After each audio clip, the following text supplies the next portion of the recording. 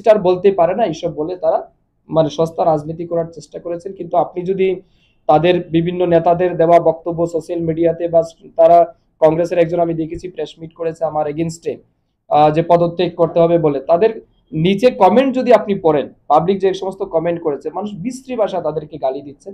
এবং এটাই বাস্তব, এই বামপন্থীরা এবং কংগ্রেস পার্টি দুই দল কোনো সময় চায় না হিন্দুদের উন্নতি হোক, হিন্দুরা ইউনাইটেড হোক, হিন্দু তাদের ধর্ম পালন করতে পারুক।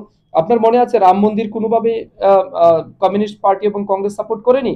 ইভেন কংগ্রেস দলের নেতা সোনিয়া গান্ধীজি, যার ভারতবর্ষের খ্রিস্টীয় সংস্কৃতির প্রতি কোনো মায়া নেই, মমতা নেই, যে কিছু জানে না, সে একজন ইটালিয়ান অন্যরকমের মহিলা, সে কি বলছে যে রাম একজন কাল্পনিক জিনিস, রাম কোনো ভগবান নয়, রামকে পূজা করার দরকার নেই। সিপিএম এর নেতা সীতারাম ইয়েচুরি তারা প্রকাশ্য বলেছেন যে রামের মন্দিরের দরকার নেই, বরঞ্চ আমরা হসপিটাল তৈরি করি, রামের মন্দির তৈরি করে কি হবে। অর্থাৎ কোনোভাবেই হিন্দুদের পূজা পদ্ধতি, হিন্দুদের খ্রিস্টীয় সংস্কৃতি, এটা তারা কোনোভাবে সহ্য করতে পারে না। মুসলিম তুষণের যে একটা রাজনীতি, এটা আগে থেকে তারা করেছে, এখনো তারা করছে, এবং তারা কোনোভাবেই চায় না যে হিন্দুরা ইউনাইটেড হোক।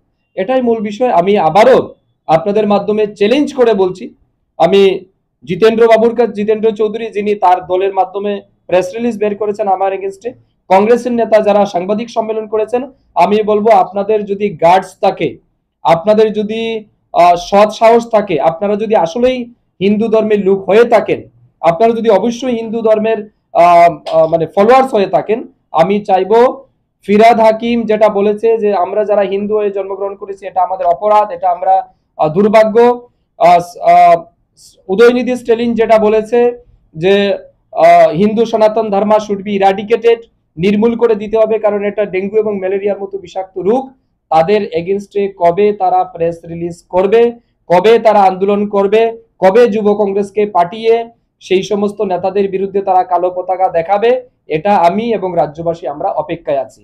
তবে আমি জানি, আমি আপনাদের মাধ্যমে সবাইকে জানি বলতে চাই যে কমিউনিস্ট পার্টি এবং কংগ্রেস দল হিন্দু বিরোধী, এটা আমাদের জানতে হবে, এটা আমাদের বুঝতে হবে, এবং যতক্ষণ পর্যন্ত না আমরা এটা ক্লিয়ার হব ততক্ষণ পর্যন্ত কিন্তু হিন্দুদের জন্য সমস্যা থাকবে। অতএব এটা ক্লিয়ার কাট বুঝে নিতে হবে যে হিন্দুর পরম শত্রু হচ্ছে কংগ্রেস এবং কমিউনিস্ট পার্টি।